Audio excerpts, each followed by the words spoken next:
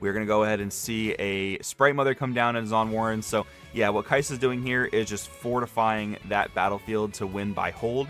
As long as he can hold this for one more turn, I mean, unfortunately, it's just over for our Master Yi player here. We do go back to Master Yi's turn. And we know that green and orange don't have access to anything like unchecked power or, you know, a Cathian Rain. No sort of like mass removal. Most of it's going to have to be by combat or something like challenge or gentleman's duel, which I don't think we see here. So we do have our Kai'Sa player taking game 1.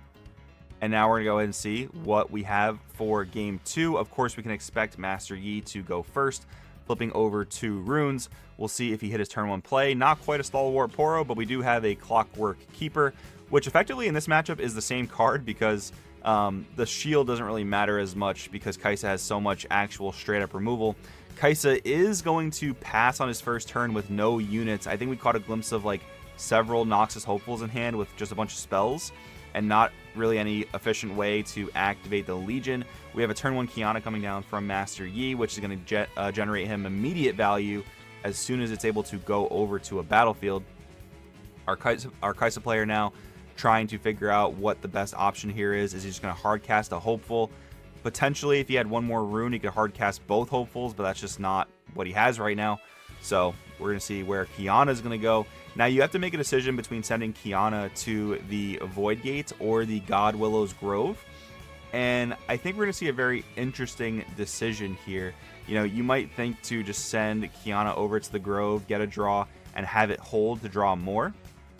But he's sending it over to the Void Gate, and you would think it's susceptible to more damage there, which it is. However, the Qiyana has a deflect, so it's going to be much more punishing for the Kai'Sa player to try to deal with the Qiyana over at the Void Gate, rather than if he had sent these to the opposite battlefield. So I like this option quite a bit. We do see a Discipline versus a Hextech Ray, so the Clockwork Keeper is going to have enough might to survive, and our Yi player here is in a very strong position. We also cast the first mate to bring the Qiyana back because we want to be able to conquer again the following turn and get either another draw or another ramp. So very, very good plays here by the Yi player.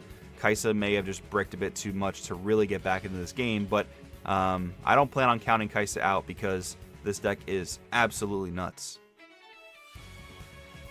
We see a Void Seeker coming down to answer the Clockwork Keeper. Noxus Hopeful going right into the God Willow's Grove.